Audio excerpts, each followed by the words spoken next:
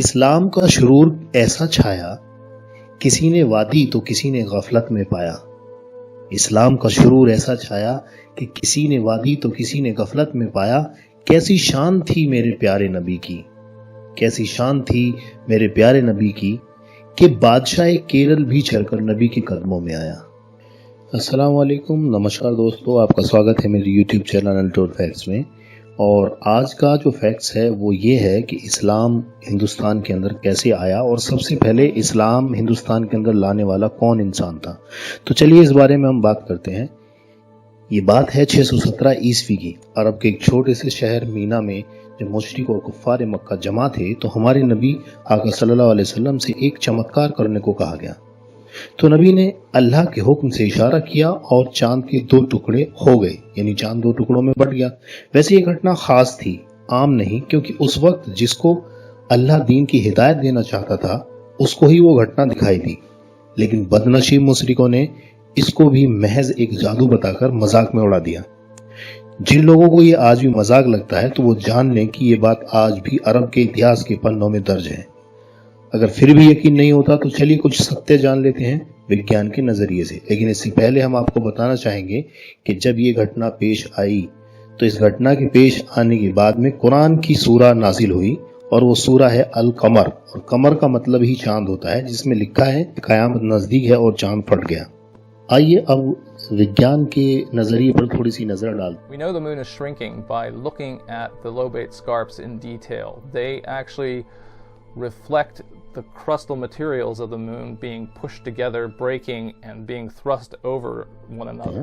NASA ने 1969 में एक यान अपोलो 10 भेजा, जिससे पता चला कि चांद के दो हिस्से हुए और वो दोनों हिस्से आपस में खिसक रहे हैं, यानी उसकी प्लेटें आपस में खिसक रही हैं और ऐसा मालूम पड़ता है जैसे चांद कभी दो हिस्सों में बटा हो। 1978 में स्पेस साइंटिस्ट मिस्टर डेविड पिडकॉक ने चांद पर रिसर्च किया और इस बात की पुष्टि की कि चांद कभी दो भाग में बटा होगा। लेकिन जब कुरान पढ़ा, क्योंकि कुरान पढ़ने की वजह ये थी कि किसी ने उनको सजेस्ट किया कि आप कुरान पढ़िए। जब उन्होंने कुरान पढ़ा तो कुरान पढ़ने पर वो लिखते हैं कि मैं अपनी चेयर से ऐसे उछला जैसे मानो कि मैंने कोई बहुत शॉकिंग चमत्कार देखा हो। ऐसा क्या हुआ था? क्योंकि उन्होंने सूरा अल कमर जब पढ़ी और उसमें पढ़ा कि चांद फट गया और चांद के दो टुकड़े हुए, तो ये बात बड़ी चौंकाने वाली उनको नजर आई। हालांकि कुछ वैज्ञानिक इस बात की पुष्टि नहीं करते और वो 100% श्योर भी नहीं है कि ये कभी नबी ने ऐसा किया होगा, क्योंकि वो वैज्ञानिक हैं और आप जानते ही हैं कि साइंस वाले धर्म को नहीं मानते हैं और जो मानते हैं वो इस बात पर पक्का यकीन करते हैं कि हमारे नबी आका सल्लल्लाहु अलैहि वसल्लम ने ऐसा किया। तो ये तो थी साइंस की बात। अब हम बात करते हैं दूसरे सत्य की। यह हमारे भारत देश में जो नजर आता है, केरल की एक जगह है और उस जगह का नाम है कोडुनगल्लूर। केरल का एक राज्य जहां पर एक राजा जिनका नाम चेरामन पेरुमल था, जो अपनी रानी के साथ उसी रात राजमहल की छत पर टहल रहे थे।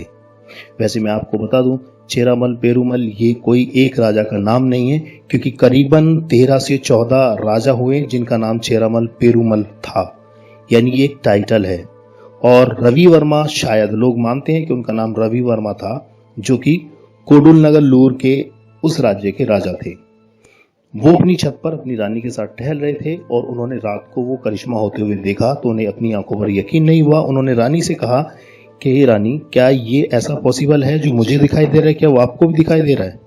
उन्होंने रानी से पूछा कि जो मैंने देखा क्या आपने भी वो देखा?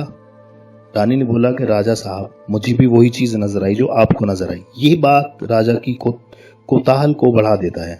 राजा अपने राज्य के सारे जादूगर और जितने भी वो नजूमी थे उन नजूमियों को सबको बुलाता है और उनसे सवाल करता है कि क्या ऐसा हमारे किसी धर्म ग्रंथ में लिखा है?